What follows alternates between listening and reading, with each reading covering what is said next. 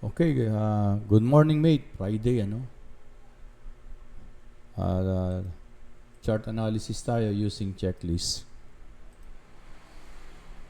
Check the market structure, higher time frame bias 4 hours, 1 hour, and M15, ano?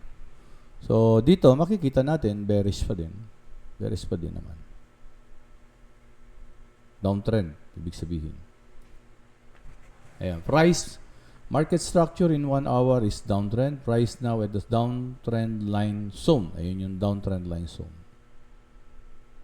1 hour and 4 hours. Both 1 hour and 4 hours is bearish. O, yan. 1 hour yan.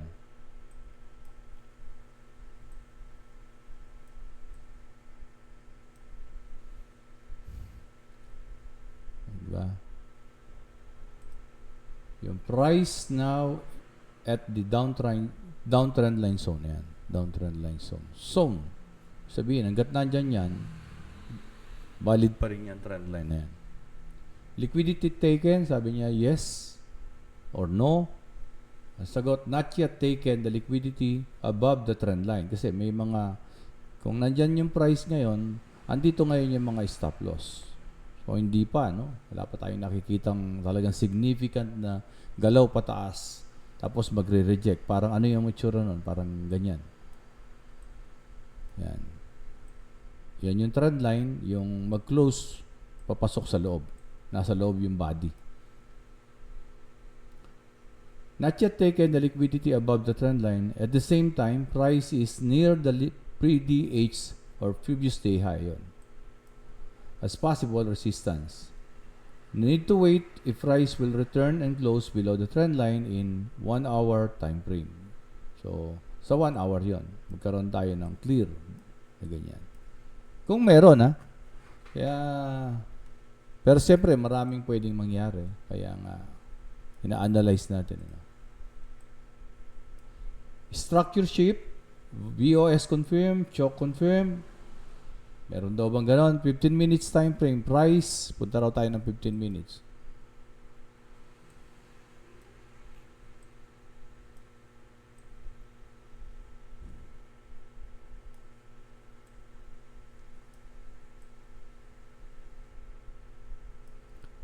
Sabi niya, 15 minutes time frame. Price is in sideways. Ayan siya. Sideways.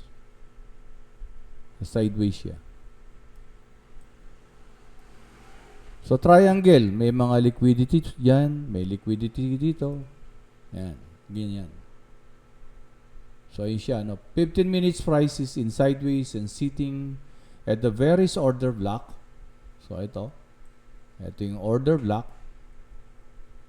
And premium zone. Nandun din siya sa premium zone. Ayun, premium.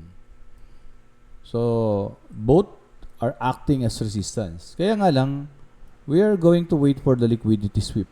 Yan. Pwedeng mag-breakout and then mag-retest. Sa higher time frame yan, sa 1 hour, makikita mo pa ganun.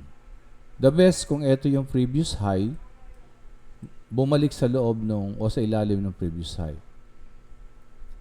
Number 4, displacement. Yan. So, strong impulse candle after bearish breakup structure or weak sideways. So, ano daw din dyan?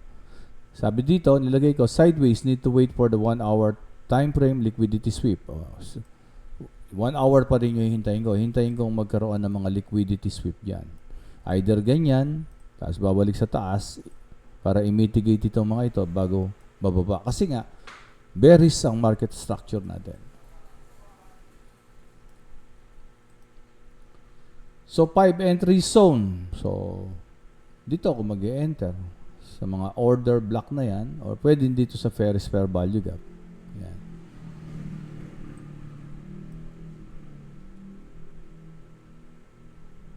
So, low, higher, high.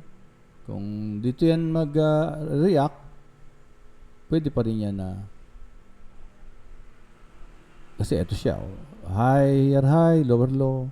So, ayan pa rin yung pinaka-range niya sa 15 minutes.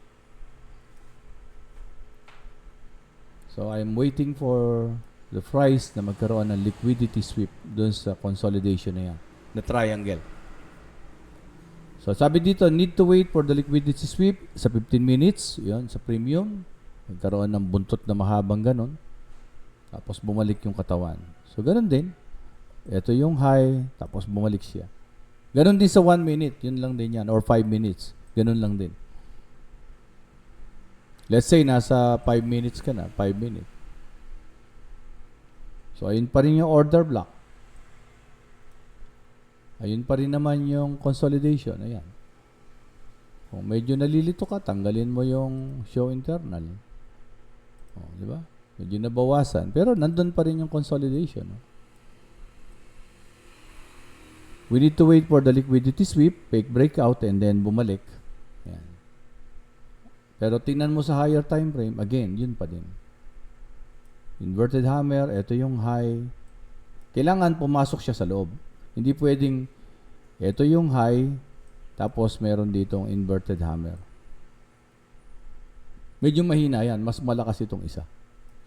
Nakita nyo yun, 5 or 1 minute, pwede kayo mag-try ng sell.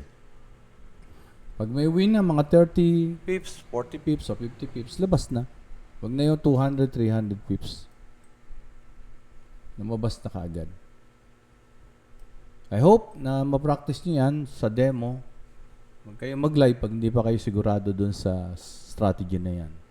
Okay? Good luck and thank you very much.